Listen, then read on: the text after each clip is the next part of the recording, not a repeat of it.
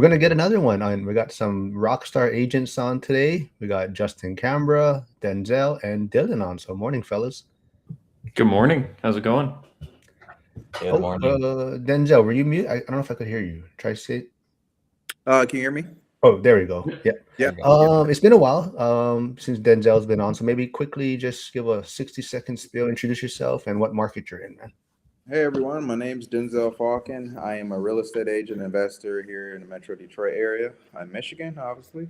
Yeah, I am here. Been on a couple times with Mark, and I sell real estate. I help people pass their real estate exam. I'm kind of everywhere in the real estate industry, so a one-stop shop. Very cool, very cool. So yeah, let's dig into it. I know, if everyone's been paying attention, the 10-year has dipped under 4. Rates look like it's slightly touching under 6 now. And maybe what are you guys seeing in your market? So maybe like Justin, for you, do you think the spring market's going to heat up?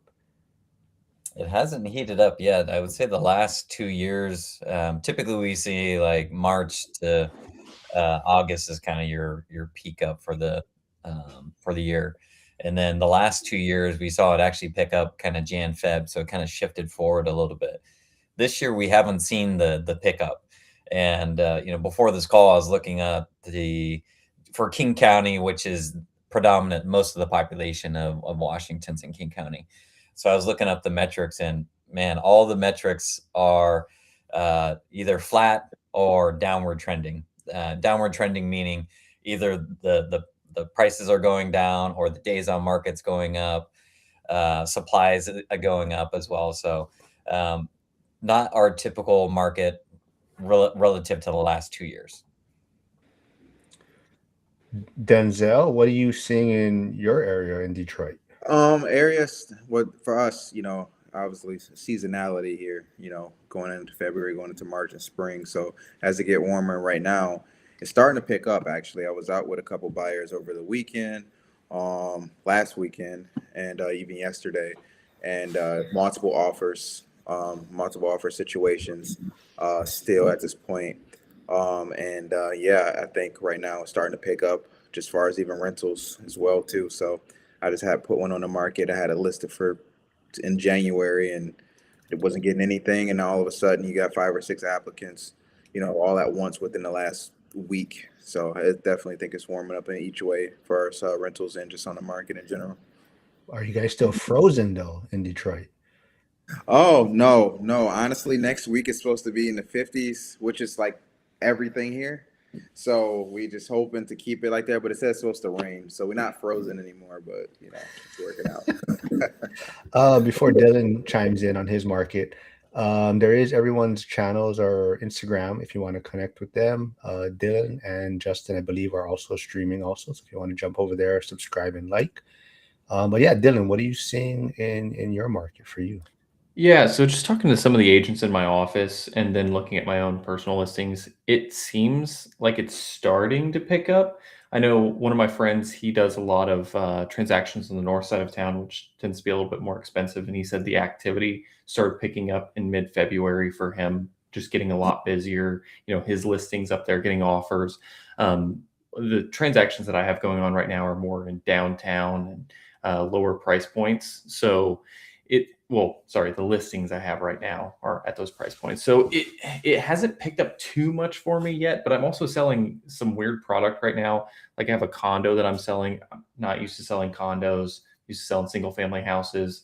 Also in that neighborhood, condos sit for like 4 months on average. So I was like, the best way we can compete is on price. That's really all we can do if we want to sell it quickly.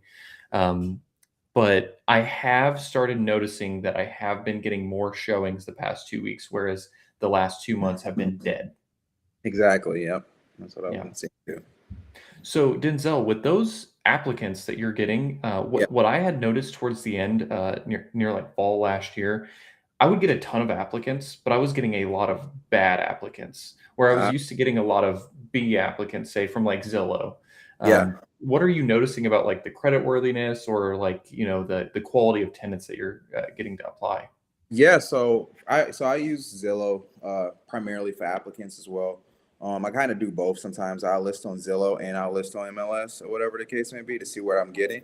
But of recent, what I've noticed is I've never like listed my rentals because all my leases usually end in like April or so or May.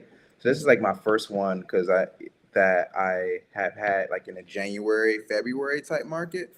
And the applicants that I was actually getting was actually young professionals looking to move that was actually pretty decent. Of course, you get some of the outskirts people that's always going to apply think they have a chance, but for the most part, they were all pretty well round tenants that I had to go through, which was actually really interesting. It was fewer, but it was like so it wasn't like like I would get one and then maybe 3 4 days go by. Here come another one, then another one, and they were all looking at. But what I've noticed actually now is a lot of people, a lot of the tenants, they have like they doing this roommate thing where they have like a buddy, and they like or it might be a female or female, whatever, and they're like roommating. And they all young professionals, but they just roommating in a room, which I find is very interesting because my rentals is like within like the 1,600 to $1,800 range, and that's what I've been getting for the most part, which has been very interesting that I never really seen. I used to get like a lot of families and stuff like that, which I still get, but more it's just like young professionals that's actually like getting together to rent. Like rent hacking. So you have Yeah, Yeah. a 4 bedroom, and the guy who coordinates it ends up living there for free. exactly. Yeah. I do see Charles McCune tuning in. So just he is studying for his real estate license right now. So Charles, you can also maybe reach out to Denzel if you have any questions, because Denzel also helps people pass the real estate exam, right? Yep. I'll still do it. I got actually someone tomorrow morning. So yeah, I usually do it through Zoom or whatever like that or Google Meets, and yeah, go from there. Reach out. I do see Rusty tuning in. He says, I'm having a tough time getting my two vacant rentals filled. A lot Mm. of tours, but not a lot of qualified tenants. I believe his property are in Oklahoma, I believe. Where is he? I think his properties are in Oklahoma. In Oklahoma. Yeah. So Justin wouldn't probably know that price point. Oh, well, you're out of state stuff far, kind of, right? Yeah, I actually used to live in Oklahoma back in the day. Oh So wow. I'm just northwest Oklahoma City. Would you have any? Is any of yours vacant right now? Your out of state stuff, Justin? I have one vacant unit right now, so but it's technically not vacant because we have another tenant living in there because we have a water issue. So we got to fix the water issue for that tenant. Once that's, we'll put him back in his original, then we'll fill that last one. So, knock on wood. I think the out of state, there's only one vacancy. I want to say there's like 46 units or something like that.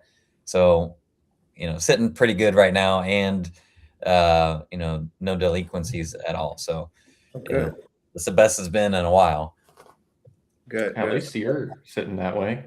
I've Yeah. got two right now. Oh, really? Oh, so Yeah. what are you doing to help with that situation? So, like Rusty is saying, slowly dropping rent price to be more competitive in the market, understanding this is a slower time of year. Yeah. It is, but it's really getting into where it's about to be pretty hot, I think, as far as like renting places go. So one thing that I've done whenever we've had issues leasing an apartment is just retake the pictures from a different angle. Yeah. That's a good one. I post on Facebook. I find the local community Facebook groups and I'll put it in there. A lot of the time they'll ban you if you put a link, but if you just put some pictures and then you put your phone number so they can contact you, or put your property manager's phone number, or even better, have your property manager post it in that Facebook group, because then they can look them up, see that they're a property manager, it's a trusted source. Yep. I found those are really good at getting a lot of people, maybe not the best people all the time, but you'll at least cast a wide net and you get to choose from more potential tenants. Yeah, Dylan, that's a great point because taking pictures, right? Because honestly, like I was so mad when I did my listing pictures for my rental that I put up in January because obviously it's snow. It makes things look bad. It had a deck. You can't really see the deck. It's covered in snow. So a lot of the things we did is we changed like lighting in the photos, whatever the case may be, made it look brighter, or things look a little bit more darker. Just changing photos definitely helps. And again, like I said, I use Zillow. I don't know what is he using to promote, but Zillow, Facebook Marketplace, like you said, community groups in that area that's possibly looking. I don't know. I've been seeing a lot of actually agent investors saying like if they put signs out or not anymore. I don't know if that's still a thing, but I still put signs out. I got a couple of people that's driving by that's in the area looking to rent, still stay in the area, families. I've got a couple calls that way, but just try to maximize your visibility is going to be probably your best bet. And I mean, and making sure you stand within the market comps of where you are as far as rent. And even if you're not, if you could take a, and what I like to do too is strategy. I don't know if you like to take like have like animals or pets or anything like that in the house, but like for Hmm. example, if I know my mark, like I say, for example, my rent is like 1,800, and I know like I want 1,800. I will just mark it at like 1,735 or something like that, 1,725. That way, most people do have pets, and you got that pet fee of like 35, $50 a month, and you're going to hit that target anyway. So even if you like stuck at your number, try to maneuver in that number, but still try to meet that goal. So I try to do that way too. So. Gibo 56 star 815 says, "What do you think about starting business loan broker business with lenders?" Justin, you ever thought of that? I mean, I like the concept of it where you could be a one-stop shop, you know. You could have your real estate license, you could be a lender, you can have your insurance, you could have life insurance as well. So then you can basically one-stop shop. You just need somebody who's making money, and then you could package up a property, everything that they need. Flavio's asked or saying, just I don't know if he's asking you or telling you, but he says, Yakum is your best market. Oh, it's a question. Yakum is your best market? Yakum has been very stable. So I do like that one. And majority of the tenants have been there for over 2 years now. So anytime you have average tenants over 2 years, that's pretty good. At least for my Midwest. Um, Turnover is what's been killing me in the Midwest. Really? Yeah. Flavio is saying Facebook is my best marketing. Um, I Yeah, use, I use Avail for locally when I'm like self-managing, I'm using Avail. And then most of my property managers are using Zillow. hmm. I've never used it. I'll have to check that out. Is that just a PM platform or? Yeah, the Avail is actually they have a freemium model. So if you Hmm. use all their canned stuff, they make money because you're running the applications, and then if they pay on credit card, I believe they get a fee. And if you change anything, then there's like a $99 upcharge. So like if you want to do something unique in your lease, there's an upcharge. So like you can just create a separate document outside of it and then merge it in. But you can do all the tenant communication, billing, all that kind of stuff in there. Nice. I see Andy tuning in from Ohio. Just letting everyone know, Andy just started his YouTube channel, sharing his journey, not just about real estate, but faith, fitness. So I'll put his channel in the chat. But Rusty is saying, considering trying to market one side of a duplex as a midterm rental and listing on Furnish Finder. Any of you guys went into that space, midterm rental, short-term rental space? I have one right now. And Oh, actually, yeah, you had the tiny homes, right? You were doing for a while, right? the tiny homes are a short-term rental, Yeah.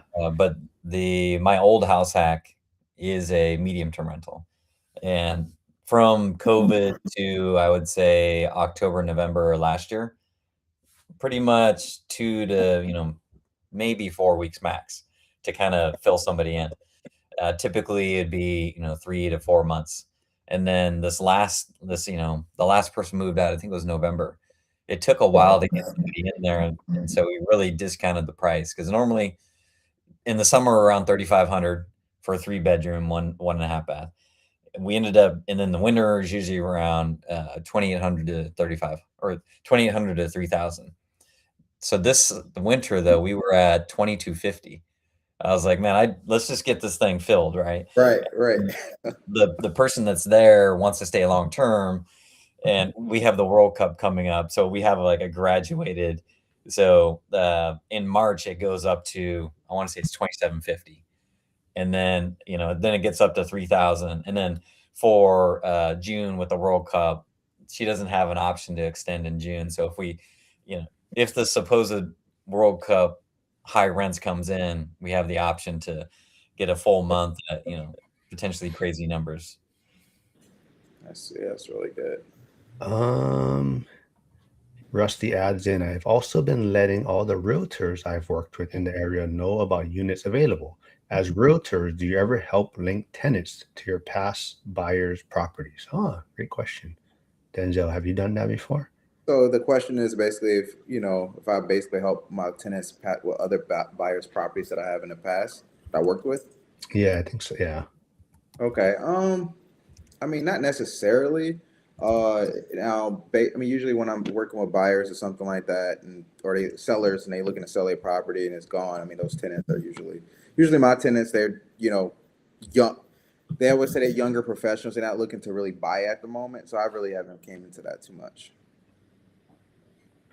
All right, Justin, what about you? Yeah, I'm doing one right now where a past client is looking to sell off some of his assets and roll into some bigger stuff. And to do this, he has it's a single family with the daddy in the back. So to sell them, get max value, he's going through the condoing process right now, and then he's doing cash for keys for his tenant. Now, magically or fortunately, my tenant is moving out today. And so since he wants to do cash for keys and my tenant's moving out and they're literally like a mile apart, mine he has a 2 bed 1 bath, I have a 2 bed 1 bath, 100 square feet bigger. So my past client is gonna give this guy a security deposit back, 1 month rent. I'm lowering my rent only $50 just to keep it flat, and then transition him in, no application. He can bring the pet over, has more parking, and it's newer. So helps the client out, helps me out. We gave him 2 weeks to make a decision. Meanwhile, I'm actively promoting mine just in case this tenant doesn't take it. I can get another tenant. So this is kind of a tenant ends up winning because he can move into this new unit Right. and effectively get a free month's rent. Now, it is cumbersome because he's got to move their stuff. Push come to shove, I would help. I'd probably give him 250 or up to 500 just to move him over, right? Because um, vacancy, 1 month of vacancy, it would be better for me to pay him to move him over. Yeah. There is a great question I want to get to shortly. It's about an alligator property. But let's kind of finish with Rusty's midterm. He's asking for midterm, how much more do you charge for rent to make it worth paying all the bills? Now, before anyone answers, Rusty, I don't want you to leave this live stream, but right now the short-term rental call is going on in the school community. So you can always jump in there, and they're a great resource for information. And someone actually also is hoping to start a midterm call in school. But yeah, so for you, Justin, how would you address the pricing on a midterm rental? Well, it's basically the same as short term or long term. There's a marketplace for it. So one of the questions Richard Riley's asking, what platform? So we use Furnish Finders. So you can go in and look on Furnish Finders, 3 bedrooms in your area, what's available, and the condition, right? Because like 3 bedroom is not necessarily the same when you're in the furnished space because like Right. some may have amenities, newer parking, all that kind of stuff. So I look and see what the market is to price it. Now, historically, like I was saying before, around 3,500 in the summer, around 2,800 to 3,000 in the winter. But this year we've seen a little bit less. All these kind of transitional employees, traveling nurses, it feels like there's just less of them out there. So you're having to be a little bit more competitive on price.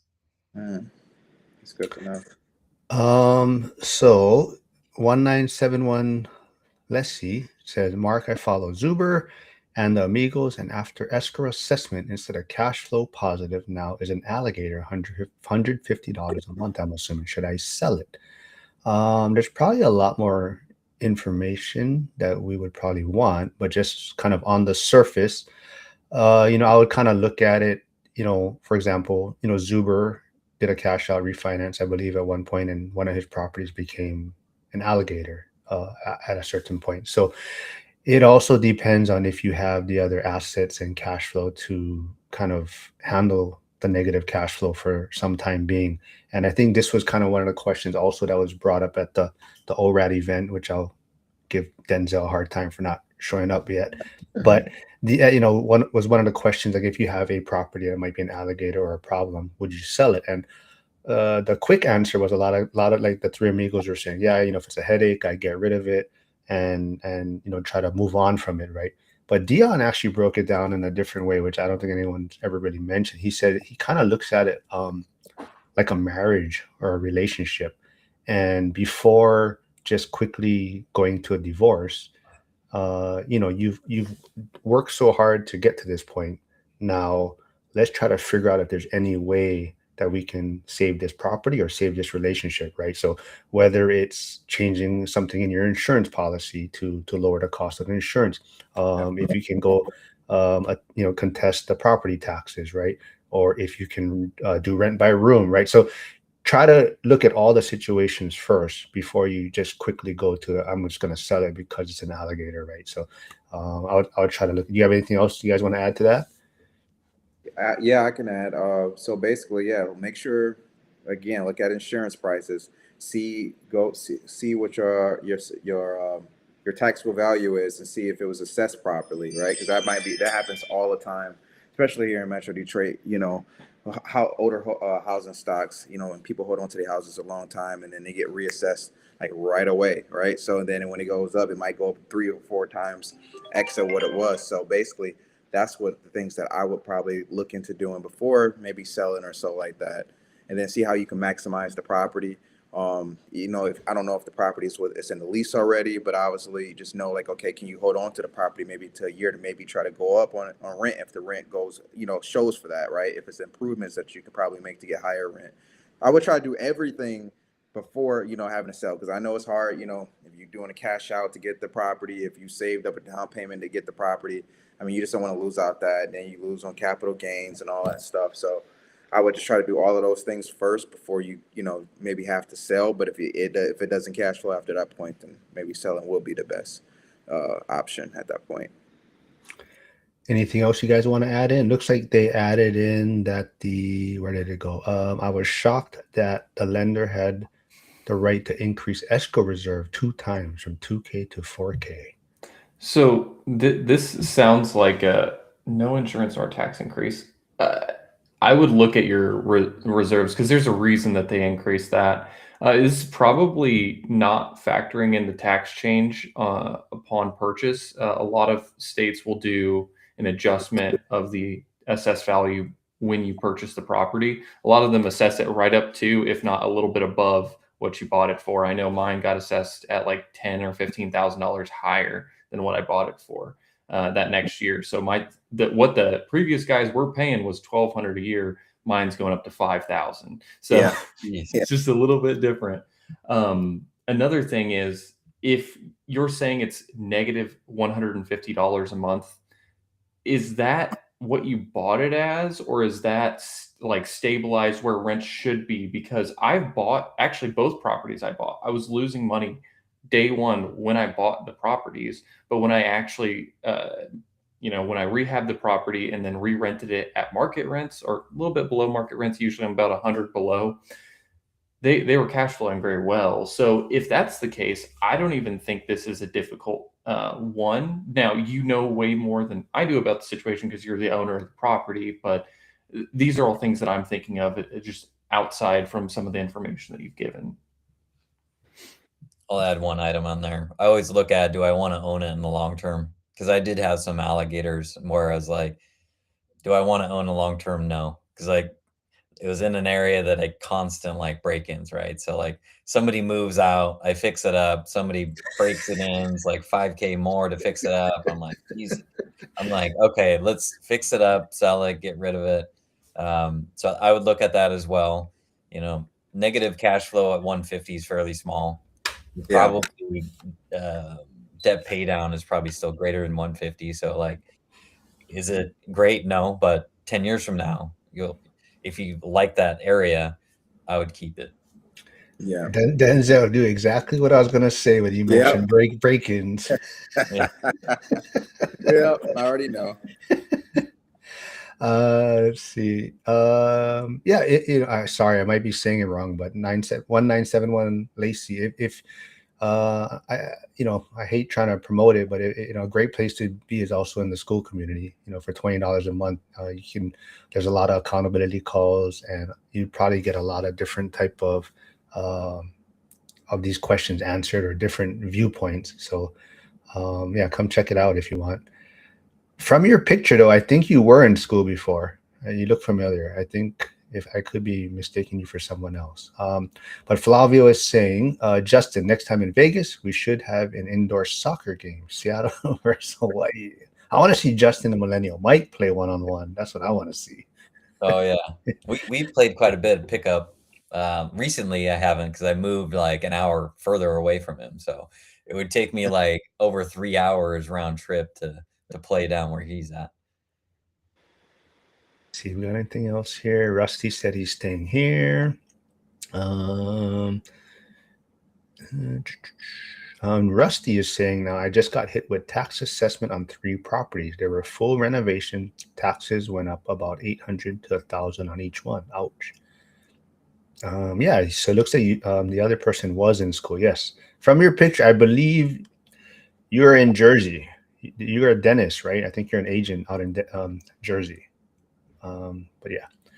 Um, Yeah, anything else you guys want to dig into? There's a couple questions I'll bring up after. But anything else you guys want to talk about the spring market? I mean, like, do you think the rates dipping under 6 is like something that's like people have been waiting for? Just that number of seeing a 5 handle on it, like Zuber's talking about. So maybe Dylan, you can touch on that first.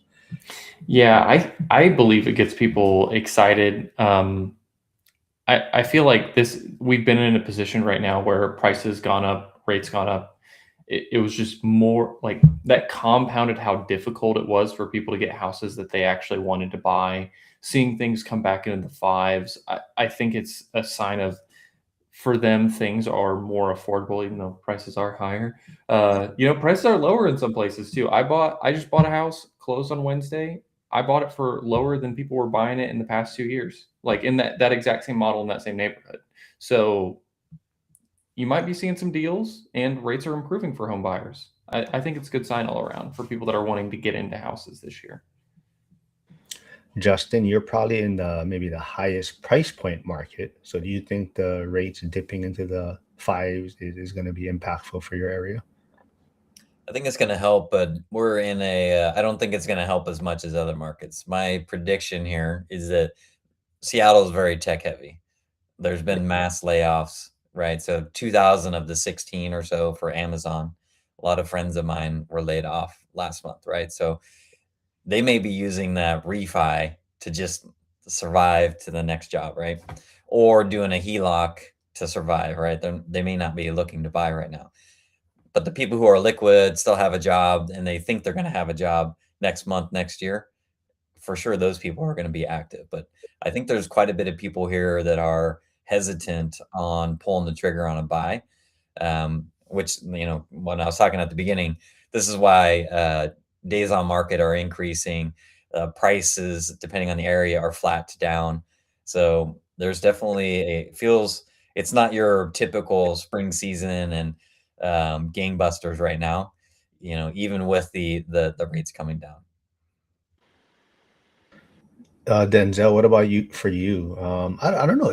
I know Detroit's been kind of revitalized, right? It's kind of booming. Yeah. Is there a lot of tech in that area or heading into that area yet? Or Oh no, we've been getting more of hospitality in our area. We've been getting more service based. I told you before. We got different. We got like our first 5-star hotel that's coming to downtown Detroit. Is starting to being built.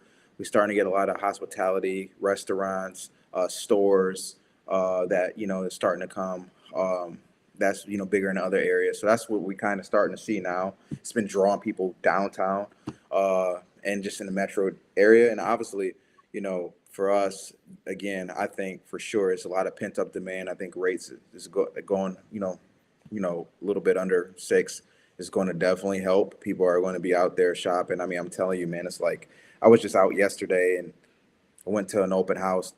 I mean, it was in like in a cul-de-sac, and the whole cul-de-sac was filled up with just how with cars just ready to go in. And it was the nicest day, by the way. It was like 56 degrees here, and everybody was out. And I'm like, wow, I didn't even go into the open house. My client was like, yeah, I don't want to. I'm like, yeah, okay.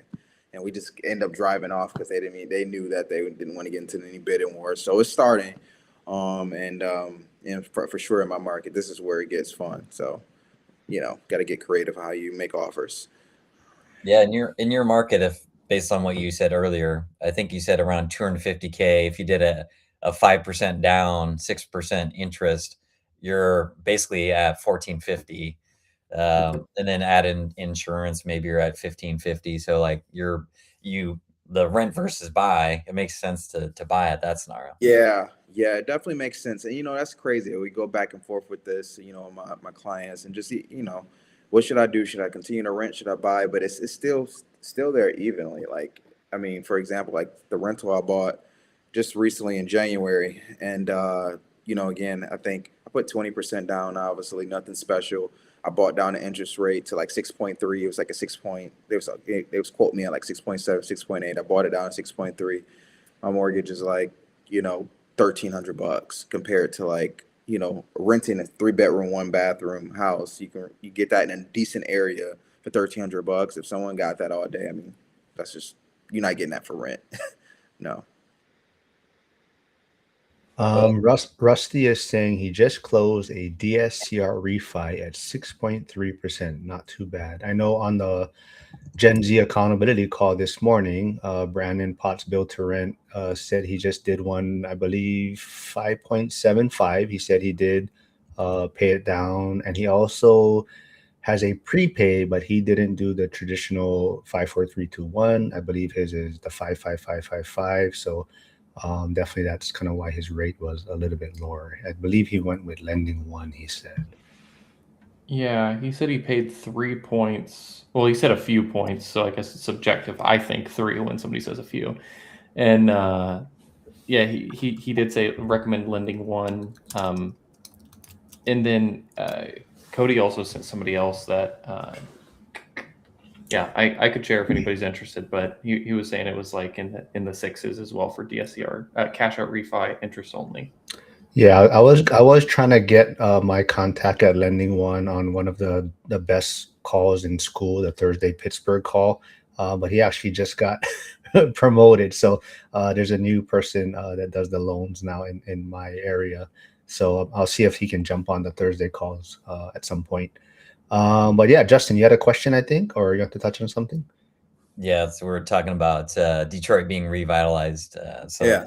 I think it's been revitalized for the last 25 years. Because like when I went there in like 2018 and 19, I'm like, man, this is kind of cool, up and coming. And then they got all the stadiums right there. Yeah.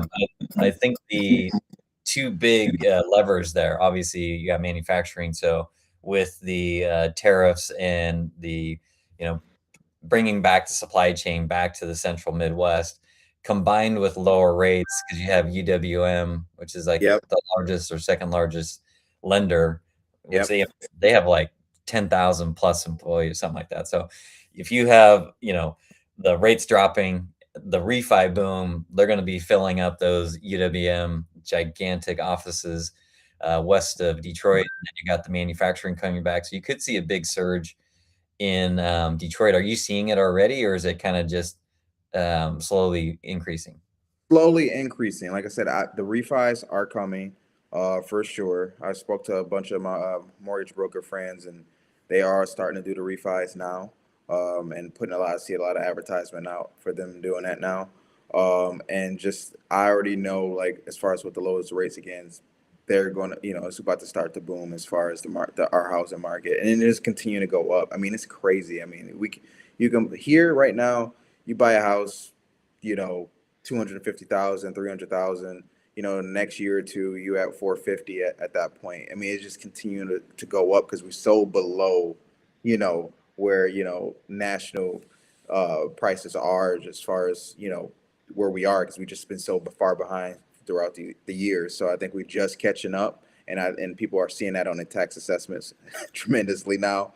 So it's just been, I think that's been the biggest surprise. I didn't hear taxes so many times throughout the last 3 to 5, months. I've just been hearing my taxes, my taxes, my taxes, and a lot of these real estate agents are not telling their clients or even giving them numbers based off of what they currently are now. So it's just been one of those things to, pay attention to. Yep, they'll reassess because I know that when I was in Milwaukee, I'd be buying these properties, between duplexes 60, 80,000 back in the day. And Yeah, then but they were on the previous person had bought them 20 to 40,000, right? So yeah, then you get a letter in the mail that says, "Hey, we want to access your unit to see what the value of the property is." So I would obviously I'd never let them in, but then they would still reappraise it, and you're like, Jesus, yeah, the taxes keep getting jacked up on. right.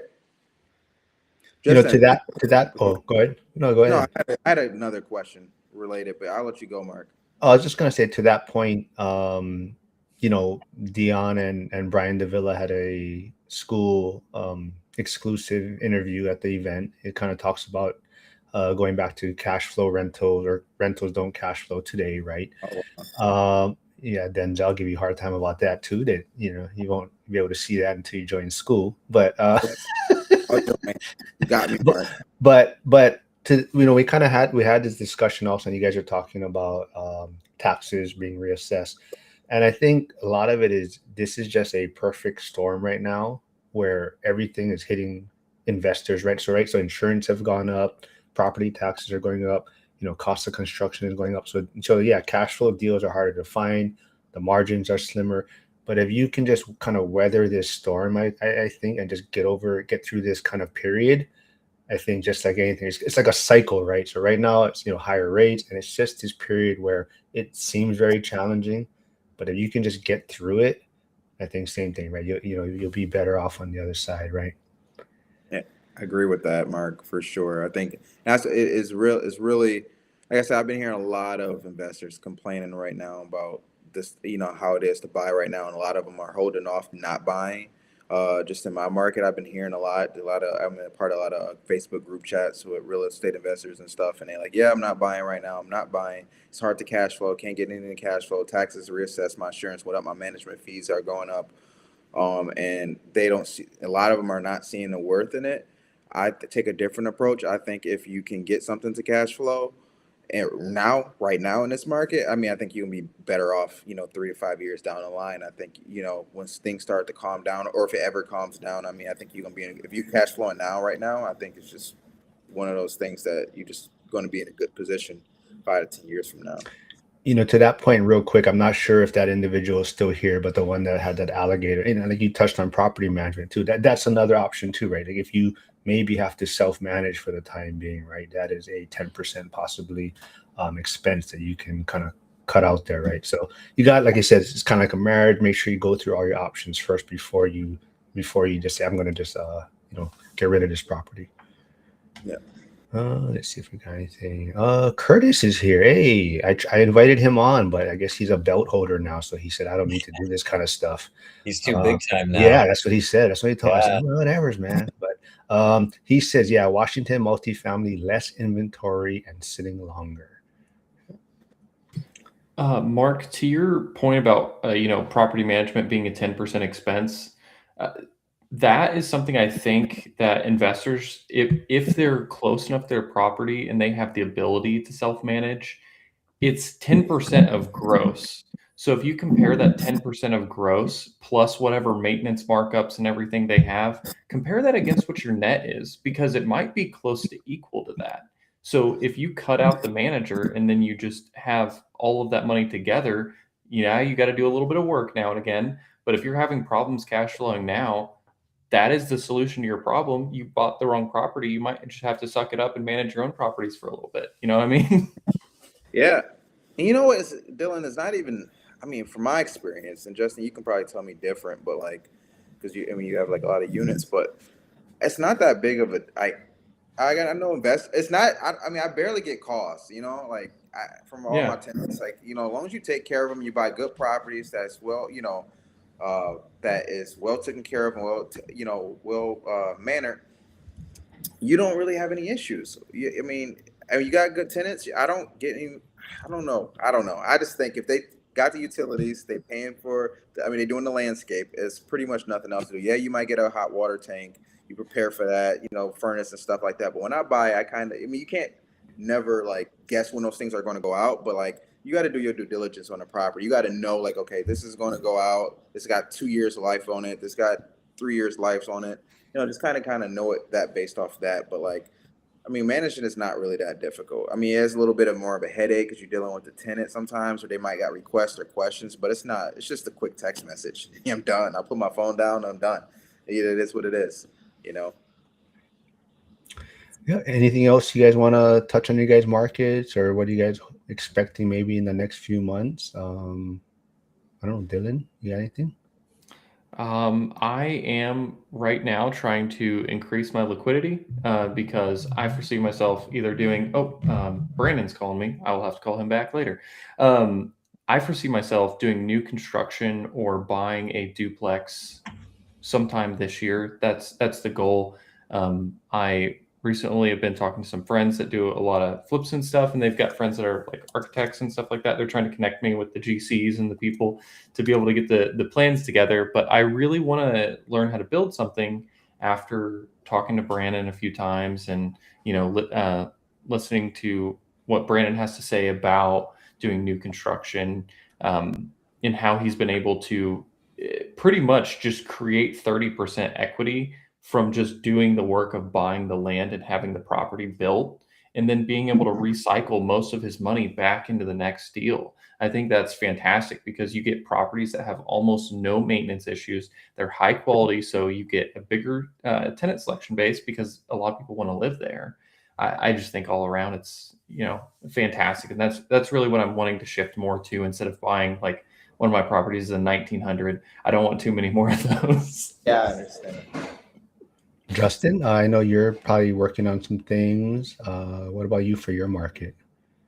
Specifically on the on the agent side, what we're doing right now with clients is that we're focusing on best value. So we're trying to price it right below what the market is, kind of lead it down. But then we're working with the clients to update the property, do the pre-inspection, and trying to get the most amount of buyers.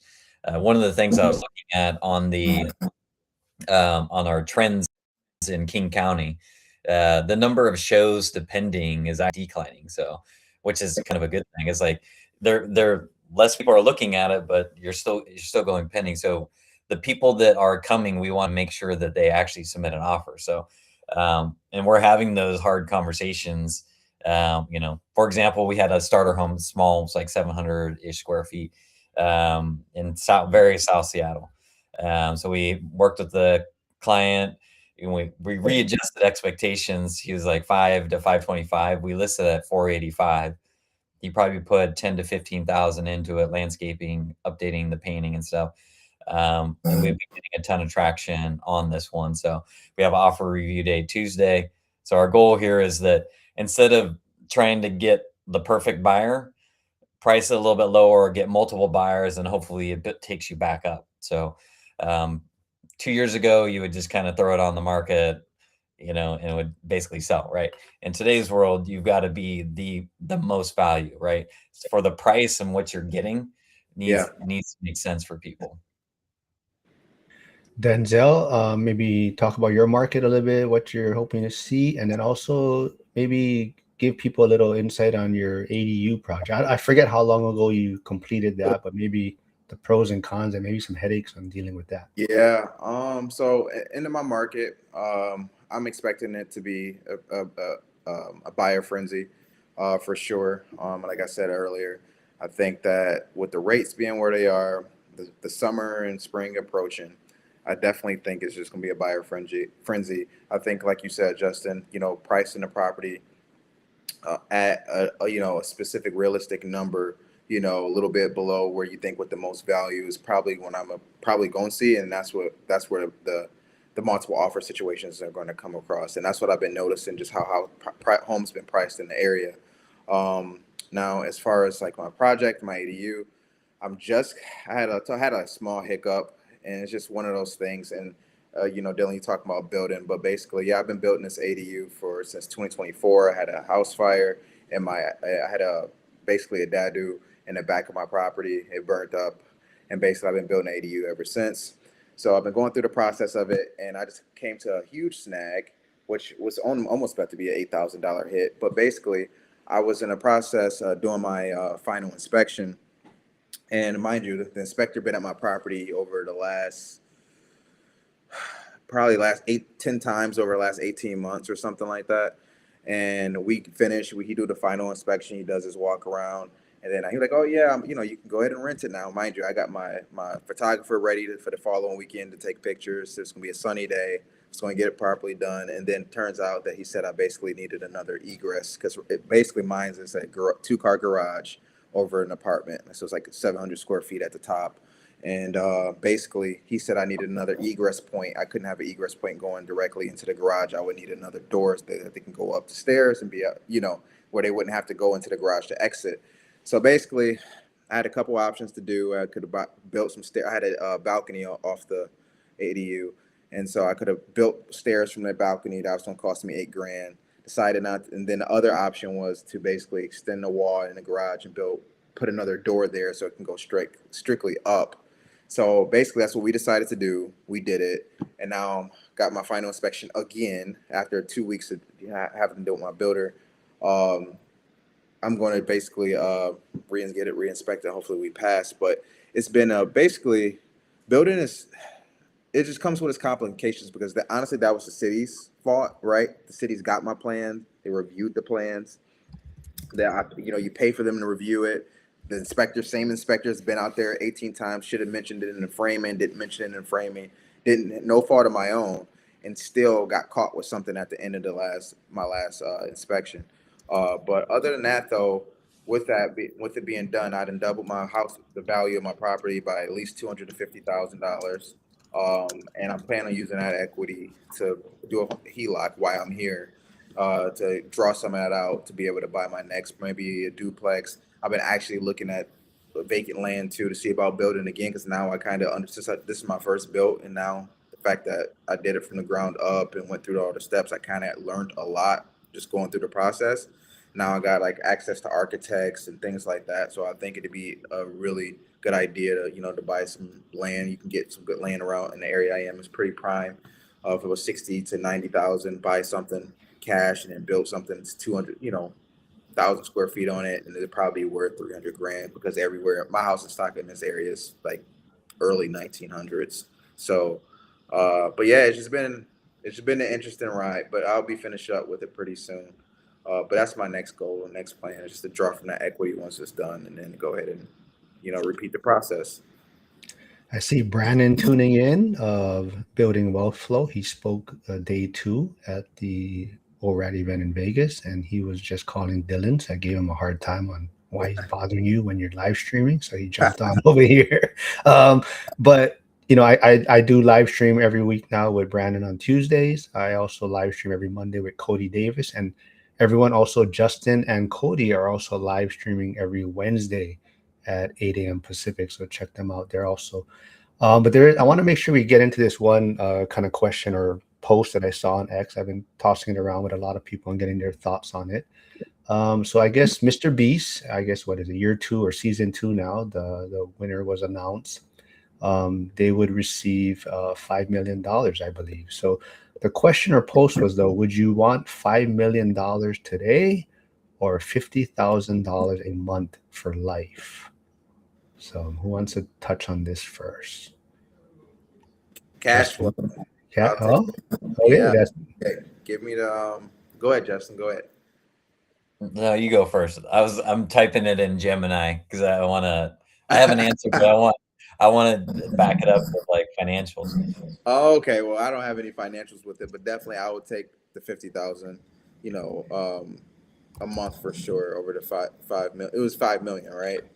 5 million upfront or 50K a month for life. 50K a month for life for sure. And it's because I'm living below that now. So I mean, just to have an additional, what, 40K or something like that after my expenses is gone. I mean, I could do so much with that, just as far as rentals. If I'm continuing to do that in real estate, and just can't I mean, it's a no brainer. I'd rather have flowing money than just like something sitting in my account because at that point you got to kind of move things around. I know you can probably put it in like mutual funds or something like that, but I just kind of want it to continue to roll. Dylan? Yeah, so I answered this one. Good thing. I'm glad you chose the 50K because I chose the other one. Just so we have a little bit of difference of Yeah. opinions here. I chose the 5 million because I thought that you could do more with 5 million now than 50K a month. Now we were in our group chat last night like debating over this one, but I said essentially take the 5, put 4 million of it into real estate at like a 65% LTV, by 12 million worth of real estate roughly, and then put a million in stocks or something like that, and then you're chilling. You might not be making the 50K a month, but you might. I don't know. What is the cash flow yield on that? You know, if you're at a 7 or 8% on 4 mil. Interesting. Okay. Okay. Yeah, I don't Justin, know. you want to break this tie so far? Yeah. See, I'm always in the camp of take the money today because like what you can't control is how much the government's going to take from you in the future. And you know, the other thing is your previous guest that was on before. He's talking about if you get divorced, you know, you could lose money there. But my thing is like if I have it in my hands, I can control it today. If I was going to get 5 million, similar to what Dylan's saying, you can go buy real estate, lever it up, do bonus depreciation. That way you have no taxable event. And then you can invest that, keep that 5 million generating cash flow for you. So, and the other thing about it is like, I'd rather have the money today and use it every day and for as long as I live, right? So like if you did live like 100 years, so I just did the math through Gemini. So if you took 5 million today at 5% interest, what's it worth in 30 years? It's 21, call it 22 million. If you had 50K per month in 30 years at 5%, it's 42 million. But the question is, will you live that long? So I'd rather take the money, live off of it today. It's more money right now. I can control it versus the 50K per month moving forward. I don't know. I just think that I think well, that's good. That's good. I think that just have because I'm like more of a I wouldn't say like I feel like I'm a kind of a builder in a sense. Like I like what I have going on now. So it's like, okay, give me 50K a month and let me continue to build off of that and make and then I'll be able to recreate that in the kind of sense. I'm not saying you guys are not building. I'm just saying that I kind of like it. Like from if you had to give it to me today, like okay, look, I can take this 50 grand, do this, do this, and do this, and make this happen. Instead of getting that 5 million all up front and be like, okay, I'm gonna take this whole 4 million to Dylan's point and say I'm gonna take $4 million. I mean, I never had $4 million before, but I have had, 50K or I've had 100K. So it's just like I can build off of that and continue to go forward than just having this money I never had before, then know exactly what to do with it. And like, yeah, I'm just gonna put 4 million here and then I'll live off the million or I'll have the million or like vice versa. What I guess Justin said too, but both I think I'll be better happy in both situations. I'm not gonna lie. Oh, Yeah, yeah. Yeah, I think yeah, I'm not even absolutely. gonna debate it. I think absolutely there's no Yeah. wrong answer. I'm probably going to change it probably depending on who's on the panel, but I'm definitely in the camp of the laziest approach and the 50K a month, right? Is like I think Coach Nick earlier in the he said, you can screw up 50K a month and the next month you got it again, right? Yeah, And and he also mentioned, of course, the divorce thing, right? If you yeah. say you got 5 million, then your spouse could be entitled to half of that if you got divorced. But yeah, to me, it's kind of looking at it from a kind of a set it and forget it, right? Do you want that 50K a month every month, or do you want 5 million and be like, now let's see what I can do here with it and what can I grow, right? So yeah, definitely, it's an interesting question, right? Um, What did I don't watch Beast games, so what did they pick? Shoots, you know what? I saw a post. I believe they took the 5 million up front. Mhm. Okay. Yeah. Oh, I saw yeah, the yeah, wire. yeah. I saw the wire for it. Yes. Because if you flip it on the other side, right? Now you're Mr. Beast, right? And this is me. I used to be in Yeah. finance at Amazon. So he's mathematically like, hey, like 50K per month, he knows his channel is always going to generate that money. Yeah, yeah. Versus 5K right now, he probably wanted the guy to take, or the person to take 50K per month, because like his residuals is going to do that, right? Versus 5K right now is probably a bigger hit to him. I mean, for him, it's probably not that big of a hit, but in reality, it probably feels more impact to his business. So I can see why he pitched the 50K per month. Yeah, no, there's absolutely no wrong way, and everyone has their little kind of nuance on why they're looking. So, like Hyder, for example, he is saying 5 million for me, less counterparty risk, trusting one transaction versus trusting perpetual transactions, right? Yeah. Brandon, building wealth flow, says time value of money optimized probably proves you can make more with the money now. Pay me now or pay me later. Yep. And then Kurt, I would, if I got, I would find Curtis. Right? But Curtis does say with either option, you aren't going to see me for a bit. Yeah. Well, I think if the other thing, if you're Mr. Beast, like talk about evergreen content, you meet with that person that won every year, right? So now you're generating more revenue from that income. So he probably wanted the 50K per month. Yeah, I mean, I mean, it's a great position to be in, though. Yeah. Anything else you guys want to? I do have something else. If you guys, unless you guys want to touch on something real fast. Sure. No. Well, so going back to Justin and Cody live streaming on Wednesdays, they were talking about it. They had a great discussion. Someone did post something in school talking about paying like $300 extra a month to pay off their mortgage in 15 years, or save on this much interest, right? So what are your guys' thoughts on making extra payments toward your mortgage monthly? Justin, since you guys kind of talked about something like that, what kind of give a recap of what you guys discussed? Yeah, the question is, because there's a Dave Ramsey model. You pay the lowest interest off first, or you pay the highest interest off first, or you pay the lowest balance. And then I heard Cody and Christian talking about this thing called the debt hammer. I don't exactly know what it was, but then Cody was like, "Hey, what I do is I just wait till I have a massive chunk and pay it all off, right?" And he used a fire analogy, which I'm like, this kid always amazes me. He's like early 20s and it comes up with these great analogies. He's like, if I had a fire, like I wouldn't want to just put a little bit of water on it. I'd want to put like a massive bucket of water, i.e., cash to it, pay it off so that the fire goes out. I'm like, oh, that's kind of a great idea. And the reason is, and I'm in the same boat as him, is when you have a lot of properties and you're highly leveraged, you can have a lot of bad things go on at once. So a lot of cash can go out all at once. So sometimes it makes sense to hold on to that cash. And so then once you have enough cash built up to pay a large chunk off, which actually this is happening right now, like because I just sold one of my tiny homes for 30,000, and the debt that I have on all four tiny homes that's left, yeah, check just hit this morning. So I have 30,000 just hit my account. I have 22,000 left on those three remaining tiny homes. So now I paid that off. Now 2,200 a month I'm not paying out. So it's a big cash flow position switch for me. Denzel, any thoughts on making extra payments to your mortgage every month?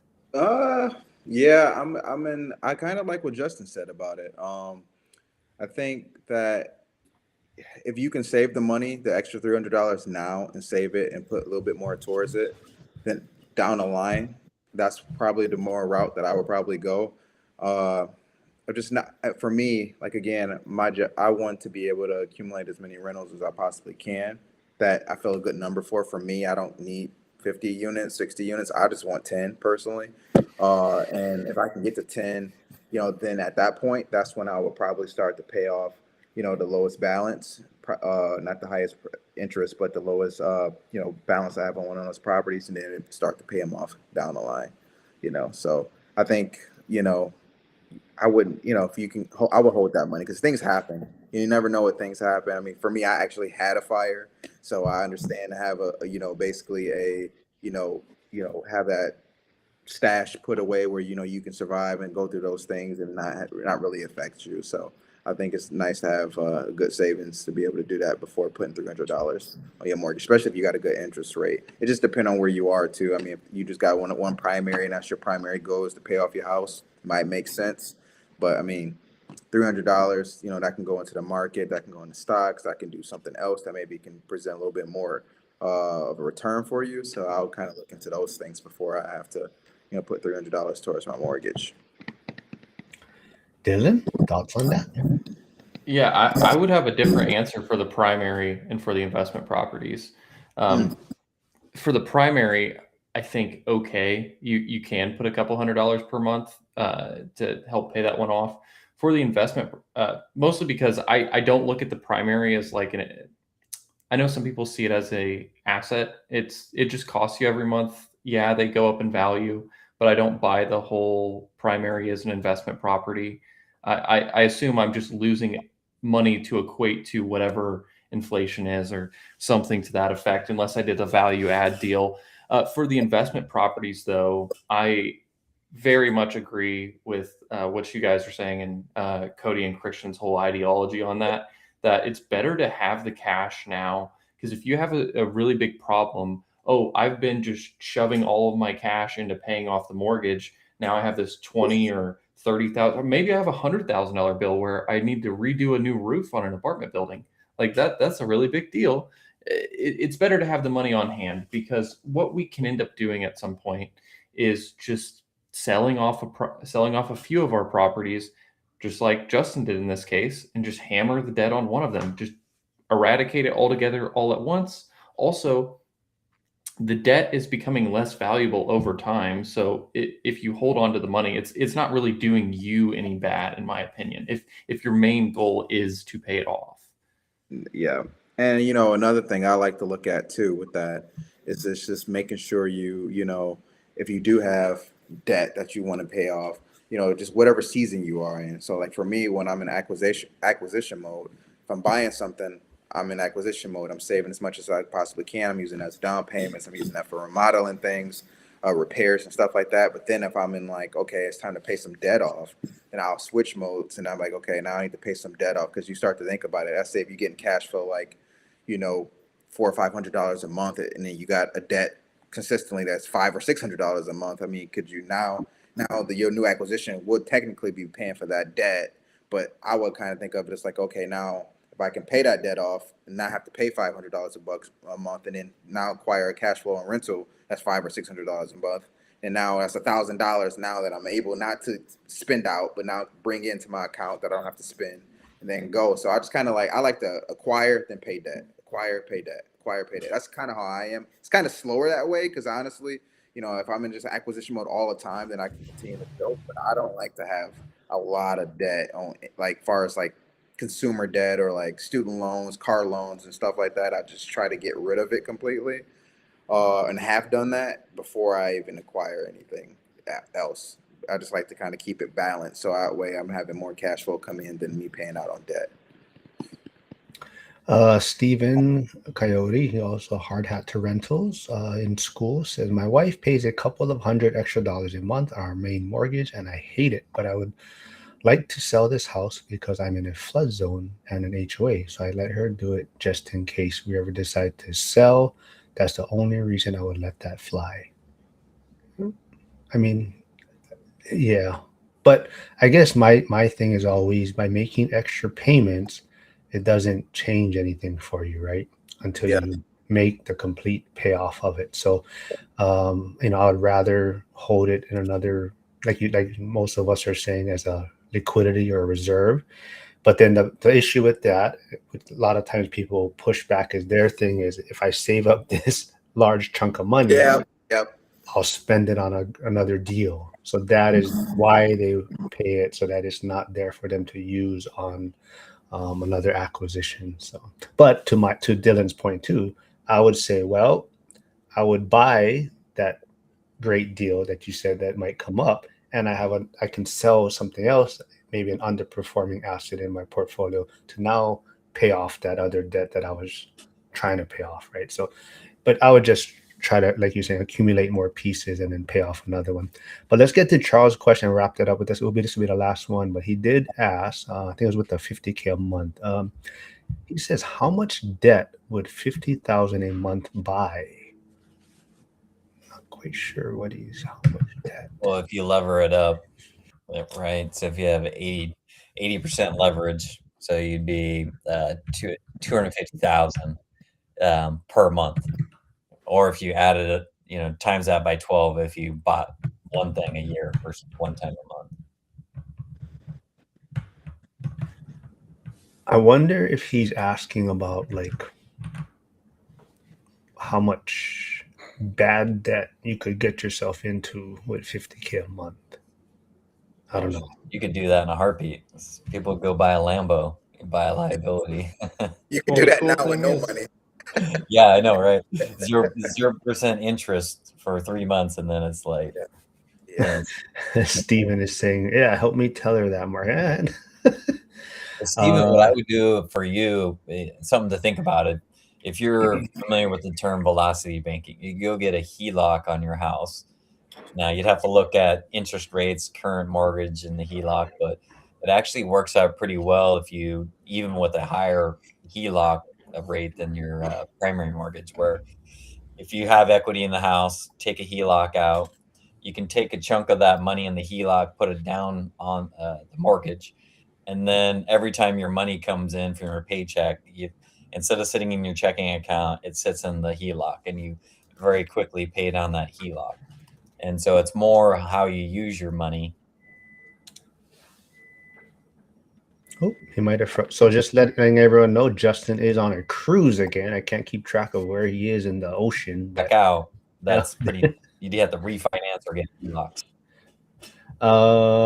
Yeah. Anything else you guys want to wrap things up with? Then I think this was great live. I see a lot of people were able to tune in. I see Caesar's here. He was also in Vegas. Brandon does say you can lever up that 5 million. Also, yeah, absolutely. There's no wrong way. Definitely. The Get Wealthy Podcast 360. I believe they're coming in from Justin's channel. But they say, how many rental properties do you need to buy a Lamborghini? Asking for a friend. Whew. Lamborghini. So if that's 2,500 a month, something like that. how much is a Lambo? 250. Yeah. Yeah. I have. I'm just doing the math. 250. He's like, what's my payment? No, I'm just kidding. It's 250, 0% down. Let's just say it's 5% interest and amortized probably what, 7 year? Yeah. Oh, sheesh. Not even, this is just payments, 35, 33. If you did 0 down, 250K, so 35, 33 per month. So if you had, say you have a $300 a month cash flowing, you'd have to have 12 properties. With no problems. Yeah, exactly. Like actually cash flowing. Like actually cash flowing. Yeah. Yeah. Would you Yeah. say like 20 or 30 at that rate? If you really want to be comfortable with it and also like pay for your lifestyle and stuff too, maybe a little bit. Oh, yeah, that's right. That's just for the Lambo. Yeah. Yeah, Well, you can live in it. You don't have to have a house. exactly. So Steven also adds, oh yeah, no one mentioned hard money lending with the 50K. Well, either way, you could hard money lend too, right? Yeah. Even with the 5 million. But Charles is saying $5 million loan, 30-year AM would be 40,000 a month. So I don't think they'll approve you for that though, because you need to be at, what is it, 30% on the front end on the DTI? But I'm trying to understand what so he mentioned what kind of debt could you wait. I think he's trying to compare how much debt can you get with 50K a month, right? Mhm. And if you had 5 million up front. I think that's what he's trying to compare, like how much debt or acquisition you can get, right? I think what he might be getting at is like when that example I gave, that assumes 5% interest, right? Because I was saying 5 million lump sum, 5% interest versus 50K per month at 5%. the difference on the 5 million, which is not factored in, would be the cash flow and the appreciation based on a higher leverage amount, right? So when you start factoring those other things, those numbers probably start to narrow quite a bit in terms of the spread. Yep. No wrong way. It'd be fun. I mean, definitely, I would love to have that option and see what comes from it. Right? That'll be a lot of fun. Yeah, like I said, I'll put everyone's channel one last time in the chat. If you haven't yet, go subscribe, like. Also, if you want to connect with Denzel, his Instagram page will be in there. We'll get him in school shortly, and I don't know if he's heard, but the Vegas event, won't be in February next year. It will be in January now, so it'll be even a better time for you to probably get out of Detroit. Yes. But he's gonna have it Martin Luther King weekend, because February is Valentine's Day and Super Bowl weekend. So he is, and Detroit won't be in the Super Bowl. I'm sure the Bears might be there, but Detroit won't be Well, there. I'll be there. But yes, go subscribe, follow them, connect. Any final word, Justin? Where are you traveling? Actually, you kind of lost a little connection, but you're on a cruise again, right? Yeah, I'm in the Pacific, midway between LA and Cabo somewhere. So, which, ironically, like I was just meeting with my tax guy, and this is my new best friend. So I was like, well, I usually work when I'm traveling, and I was like, is this something we can write off, And he's like, everything I said, he'd be like, well, you need to rejuvenate so when you get back home, you can sell more real estate. And I'm like, I like it. So, so basically, like all these trips, now we're going back to 23, 24, 25, and readjusting all our taxes to layer in all our travel. And I'm like, okay, it's going to build up my passive losses so that when I get that $5 million, that I can offset the tax on the $5 million. There we go. There we go. Nice. All right. Any final word, Denzel, Dylan? You got anything? No final words from me. All right. Always good catching up, fellas. Thanks for doing this. And everyone, I believe Zuber is the short-term rental call in school might still be going on. I believe Frank and Cynthia will probably be going live today. Dylan, you still go live on Sundays, right? With Jack? No, Not this. actually, we're going live in 1 hour today. So if Oh, you want to okay. catch me on another live Yep. stream, Everyone tune into Dylan. Who's there? Jack? yeah, it's going to be Jack, me, and Lynn. We talk about investing in the Midwest. So Denzel, we need to have you on sometime. Yeah, for sure. I'd love to. And then I believe Zuber will be going live in school tomorrow at 8 a.m. Pacific, I believe. I think I saw it on the calendar. But everyone else, if not, I'll see you Monday. Live, I'll be back with Cody Davis, 8 a.m. Pacific. All right. Thanks, everyone.